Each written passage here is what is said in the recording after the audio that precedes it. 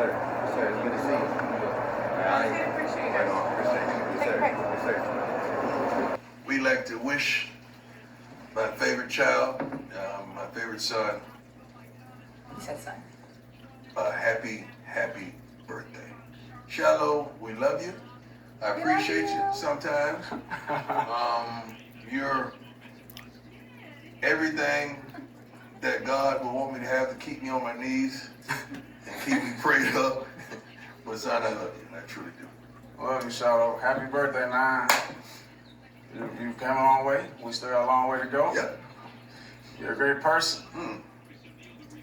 I love you, man. Well, I love you, Shiloh. You know you my favorite person for, partner in crime. I love you. Rank 4 and 5. Headache Gang I CEO, love man. you, Headache Gang CEO. I wish you was here. I hope you have a great birthday. The best is yet to come. And call me and tell me what you want. All right? I'm not going to get it, but I just like you.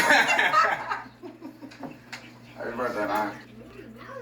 Gents, you guys know what time it is. Yes, sir. We done brought the show on the road, all things covered, coming to you live from Phoenix, home site of Super Bowl 57, as you see right there on your profile. This is a special show. When you talk about greatness, when you talk about giving flowers, this is what we will be doing here today. Deion Sanders, a.k.a. Coach Prime, two-time Super Bowl champion, Pro Football Hall of Famer. You know your accolades is longer than keep going. I got time. It's a lot I can talk about. Got time today. But we're going to wait. The GOAT of all GOATs is here joining us right now on behalf of Oikos. Man, thank you for joining us, Coach Prime. How you doing? How you feeling? You guys have been killing it. You guys have been doing a wonderful job. I mean, with just the content and joking and making it fun. I've been watching you, and I appreciate that. I appreciate that. I'm glad to be here, too. No question. It's freezing. I know it's a little chilly. Am I in Colorado? Am I in Colorado or Arizona? Which one? You're a little bit of both right now. Yeah, that's right. You're a little bit of both right now. But talking about, where your background, of course, all three of us up here play the cornerback position. But at a high level.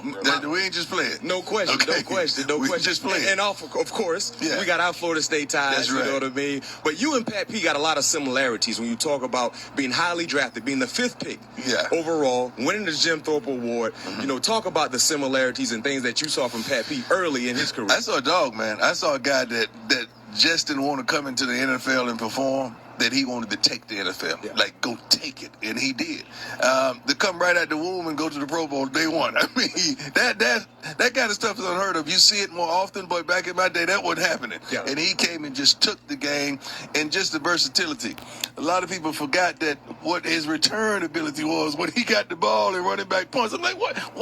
Where has that been? Why did you stop? I used to say, why did you stop? Coach, I used to ask him that all the time. What we doing? Well, first and foremost, Coach, you already know I looked up to you since I was a kid, and when we had the opportunity to hang out during the draft, I always wanted to be like you. And when I came into the league, rock number 21, and like Max said, we had a ton of similarities. And you was a trendsetter. And you set the bar very high, and it's going to be a bar that's going to be very, very hard to touch.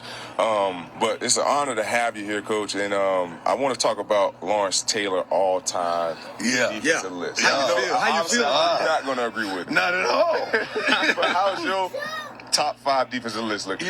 He had you at 4. First, I don't know what's wrong with him. First of all, I'm 1. Let's just get that straight. I don't really do that.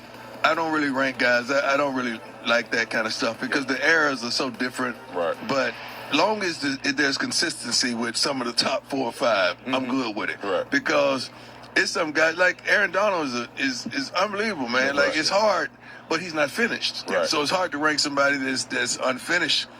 Shoot, it was Mel Blount changed the game, man. It was so many guys that you could talk about, and I don't even get into it, but until it involves me. I don't get into it until it involves me. I didn't like the placement. I love LT, but I didn't like the placement. No question. But everybody that was on that list had some formality of changing the game. So I'm pleased with it. And one thing about the game of football in regards to cornerback play, a lot of people might not know this, but they didn't start tracking PBUs until 1999. You joking? Yes. A lot of people didn't know that. But, Coach, in regards to when you played the game, you only credited for just 25 PBUs We didn't want in no your career. PBUs Yeah. because it was some INT. Exactly. I wasn't going for no PBU.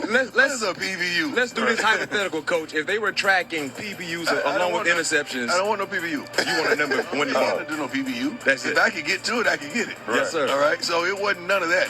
What they should track is missed opportunities. I could only count 2 missed opportunities. In your whole career? 2 balls that I should have had. Do you remember a game? Do you remember the game against quarterback? Yeah. I remember I went in Atlanta over Jerry's shoulder. And I don't know how that ball got through my arms. Jerry caught it. It was a deep ball. It wasn't a touchdown. This a 9. Okay. And I don't know how that happened. And another one, I was playing against Arizona in Dallas. The guy ran like a whip. Quarterback threw the ball and hit me right in the hands. And you dropped it. That don't Only happen. 2 balls in my career that I dropped. Wow. I remember those like it was yesterday. That's what I missed. That's it. Yeah. And I remember that, but I missed those. They should track missed opportunities. And you still remember that to this day. That's why you're because great, it Coach. makes me mad. It makes me upset. I mean, Still.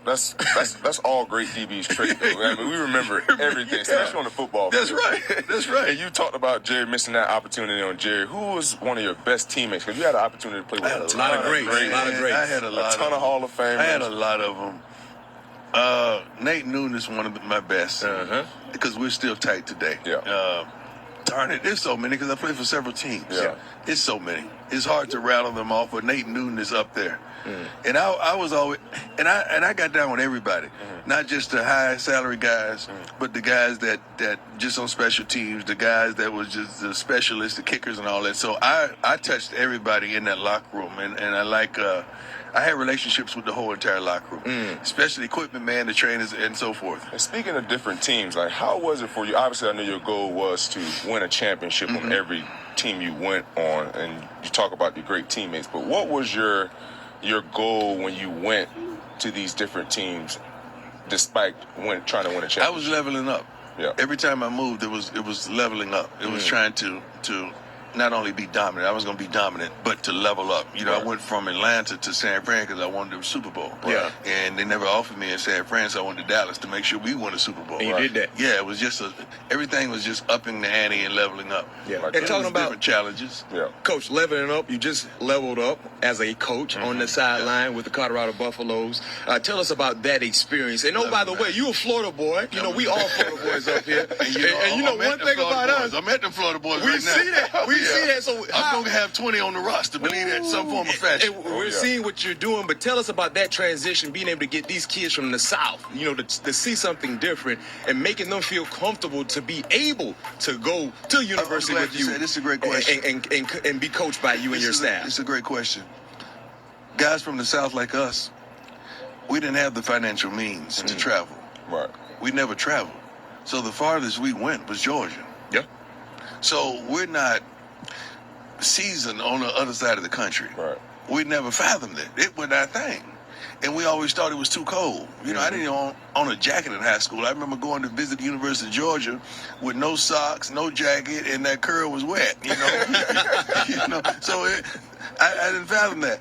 But I'm just trying to introduce these young men to the other side of the country that they never thought about. Right. And when you get out there, you start saying, oh, my God, you got mountains with snow on it, and it's not even cold because when it's really snowing, it can't be so cold. Right. it's only Exactly. A lot of people don't know that. Yeah, I had to investigate that. But it's really not that cold. Like 30 in Baltimore, 30 in Boulder is like hoodie weather Right. to us. That's perfect. Yeah, we so used to it, and it's not cold, it's not a wind.